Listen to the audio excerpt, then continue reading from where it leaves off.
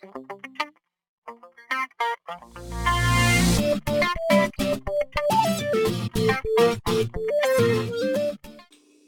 everybody, it's Nick Inman, founder of VolumeProfileTrader.com, and this is the weekend update on Saturday, October 20th.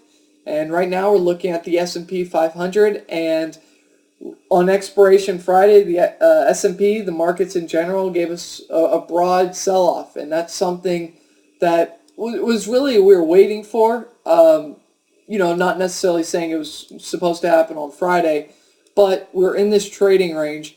And every time it's been at the top of this range, it's been right to be a seller of the market.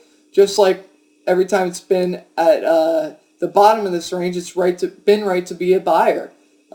However, this big sell bar that we had on Friday, unless if something changes where we see some type of reversal, you have to think that this big sell bar is something meaningful and it's something worth looking at and noting, and you would expect to see lower prices in the S&P in the broad market. So I'm really looking at 1406 or so on the downside, and that is on a daily chart. If we zoom in to hourly chart, I would be looking more at 1398, 1400, let's call it, where you would look to find some type of support.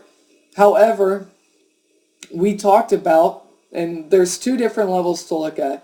The first level was earlier this week when the market gapped above last month's point of control, September's point of control, at 1433 and continued to push higher. That was a buy signal. Well, on Thursday night, we talked about 1449. We said, okay, that is your line in the sand in the market. If the market is below 1449, you need to look to get out of your positions.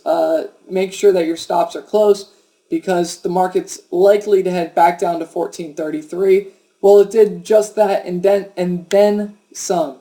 We sold off from 1449 first thing in the morning, Friday morning, and we went right through 1433 and just kept on going. This leads me to believe that this market is starting its downward descent. We're likely to see lower prices, a 2% down day. Sure, you expect selling after a nice rally, but that's how rallies end. So what you're really looking at is this point of control for the month of October, is that it? Is that all the bulls could muster? And what I mean by that is every month we have seen point of control migrating higher. Since June. We have June, we have July, and I'm actually going to switch this up. I'm going to draw it like this. July, August, September, and then we have October. Well, guess what? There's two things that could happen. One, the point of control for October. Now, there's only a week left in October, but the point of control in October could migrate lower. And if it migrates lower than the point of control in the month of September, around 1433, that's a pretty big sell signal in the market. If the point of control finishes at 1450, in the month of November, we must recapture 1450 in the market. If we don't, then once again, the market's on a sell signal. So overall, it doesn't look too good for the market. I actually would say that you could be in a good stance to lean to the short side and be net short this market for a test of 1400. Now, that's not that big of a target away, only 24 S&P points, but on any strength, I think you look to sell this market. The NASDAQ is definitely the leading indicator right now, and you can see it. We originally got short the NASDAQ. Now, it was a short-term put spread that actually ended up being a monster trade, but the thesis was selling against September's point of control at this 2850 level. We did that on the Friday. The jobs report came out right up at these levels. It worked out. It got crushed. That position was good for 175% gains. Where did we stop? We traded down to the value area low for the month of August, bounced up to the 20-day moving average, the point of control for the month of August. All of these swing lows from September and October, and the point of control for the last 90 days. Big rejection there. What do we get? We get another, we got a lower high, and now we have another lower low. Now we have to look for a downside target on the NASDAQ. You have to look down to, and this could get a little steep. We're actually almost there, so maybe not too bad. But this high volume area from July around 2650, which is only 15 points away or so on the NASDAQ, that's your next target. And that's probably going to be a pretty good support level in the market. And the reason why I say that is because it's basically a full-on retracement of this up move. If you want to zoom in a little more, actually I'm just going to change up the chart. We'll do it like this. We'll go last 90 days. We'll go Fibonacci retracement, just see what it's looking at. And you have, all right, we're at the 61.8% retracement is around those same levels. And also, back on this bar chart, this candle chart, we have a gap around 26, 18, 20, basically 26, well, let's get the exact level. Let's call it 26.20. So 26.50 down to 26.20, that's kind of your bogey for more downside. For now, any retracement up towards 2700, 2710 on the NASDAQ is worth to look selling. Right now we are in no man's land. We are at the top where we've had these swing highs before in the past. You know, maybe we get a little bit of support there, but I have to think that the market's going to try to continue to push lower. If you're looking for some type of real indicator in the NASDAQ, the point of control for the year in Apple is at 604. So think 1% more of downside in Apple, 1% more of downside in the NASDAQ gets you pretty much down to that 2645, 2650 level on the NASDAQ. At 605 on Apple, I would be buying it. And the reason why is because you would just expect a bounce at the point of control for the year. That's what the market does, and that's what I would be looking for. So just keep that in mind. I do have a small position in Apple that, my cost basis has, since trading it over the last couple of months, has risen. 628 or so is my cost basis. I'm totally aware that I'm $20 underwater, but it's such a small position that once I buy down towards 605, my cost basis should be in the 610 to 608 range. I've already done the math on that, so it's really not that big of a deal. I may even sell some credit spreads on Apple earnings the 25th, which is next Thursday. That's definitely worth noting, and you want to be aware of that if you're trading Apple. Just wanted to point that out. So that's that. Google continues its downward descent. 647, I would say, is to the downside on Google from a volume standpoint. It's the value area high for the year. It's the only level where volume really gets interesting from support standpoint. And actually, let's look at it. Well, we are holding it on from the point of control for the month of August, so that's definitely worth noting, and it may be good for a bounce here. Just keep an eye on it. I don't really have too much of an opinion on it. I don't trade Google that much. It's just not one of my favorites to trade. Caterpillar sure is glad I got out of this position. Sure, I'll say I got lucky getting out 8 cents from the high, but you take what you get and you move on. So that was a good trade.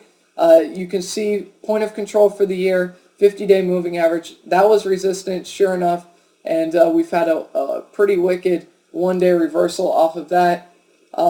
Freeport. Now, I recommended this as a short last weekend, and right then and there, it wasn't the right idea, but I think maybe this is something that you reconsider.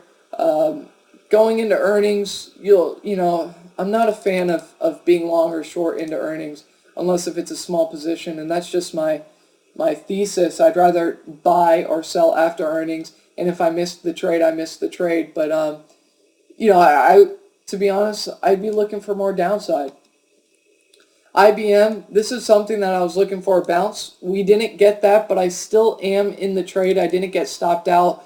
what I would be looking for on Monday is some type of reversal, some type of stand where the buyers say, okay, no more. We're looking to buy this thing back up. We are at these swing lows here from, looks like August. So if those levels don't hold, then I will look to get out of this position, no problem. However, if we do hold these levels, I'm looking for a retracement back up towards 200. So we're just going to have to wait and see. Now there is a big group, and this is important, a big group. Well, let's go from where price currently is.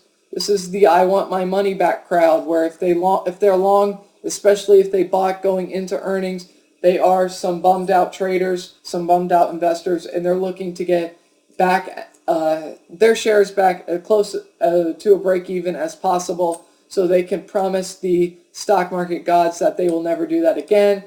I understand that. However, since we have a great cost basis around 195, only off $1.50 or so, I'm willing to let this ride. However, if it drops another 40 cents, I'm definitely going to be out. It's not worth it, especially since the market does look weak.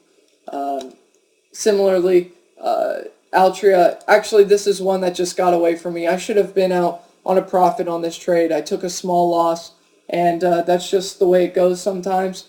A little bit frustrating, but I'm keeping my eye on it. Maybe I get an opportunity again. We'll just have to wait and see. Let's see. Bristol Myers, that took a beating too. Earnings are coming out soon. I have a position on this. Haven't decided what I want to do on that yet. Dow, slight selling at the point of control for the year. However, on weakness, I think this is something that I still want to be interested in buying. Actually it looks pretty good right here, right now. I'll have to wait till Monday, and if I take a position, I'll let you know. Coke, no. This totally killed my thesis. Unless if we get a bounce at the 200, like right here, right now. But for right now, this is ugly. So just stay away. And Southern, I did say that this was something that I sold for whatever reason, and then it took off without me. That's trading. Can't do much about it. So I'll just live, learn, and move on. Volatility index. Now, we talked about this a few times. Now, I forget the exact levels because it probably fluctuated some, but I'm sure it had something to do with this 1630, 1625 level or so, and saying if price really got above it and held it, then you look for higher prices on the VIX, looking for 19, and I really think that thesis still stands. So we'll have to wait and see. Maybe the Fed totally takes care of the sellers and we reverse from these levels and move up. But I do think that there's a little more downside in the market. I do think there are opportunities. For example, Apple, around 605, if you get an opportunity, I do think that you pull the trigger. Now, holding into earnings is totally your thing. You have to make that decision and what makes the most sense for you. But I think for a short-term trade, this is something that I'm looking at doing. So I just wanted to give you the idea, and maybe it's something worthwhile for you.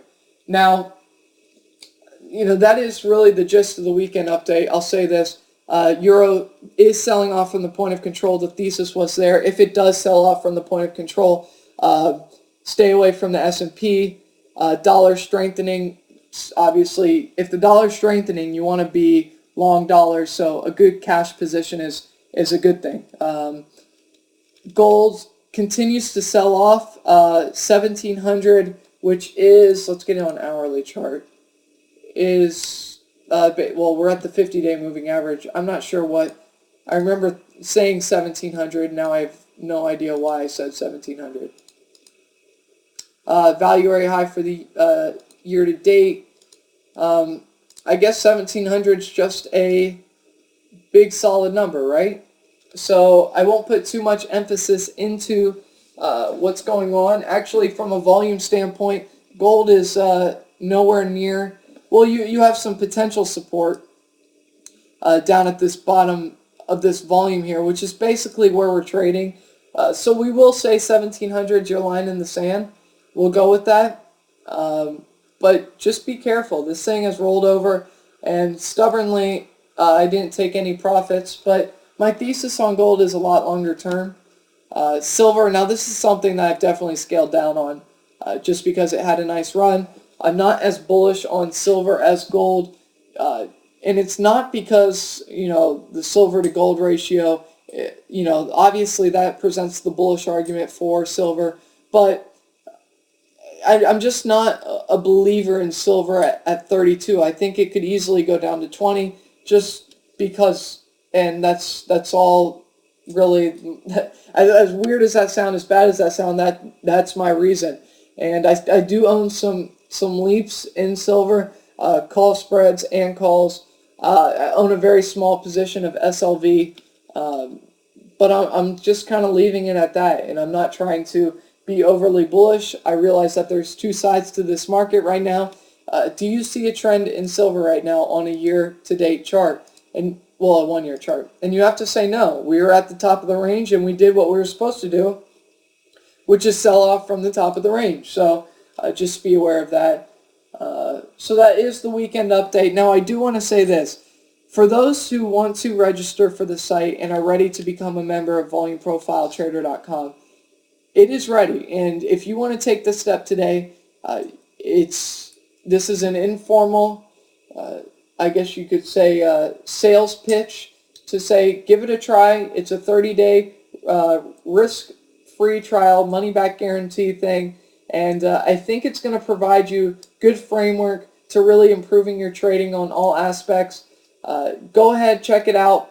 There's nothing wrong with continuing your education. That's how professionals get better. That's how everyone gets better. And that's what I want you to do. If you really have a passion for trading and a passion to get better, and whether you're trying to supplement your income or really take trading to the next level where you can become a professional trader and that is your full-time job, I just recommend taking this membership trial and taking a shot. Having faith, especially if you've been following me for a while, seeing what Volume Profile is about, and because I know personally it's the best indicator in the world of trading, at least to me. So I'm not really too much into the sales. I just want to provide a great resource for you. So if this is something you're interested in, go ahead, check it out, VolumeProfileTrader.com. Register today, and hopefully you'll be very satisfied. So take care, have a great night, and I'll talk to you next time.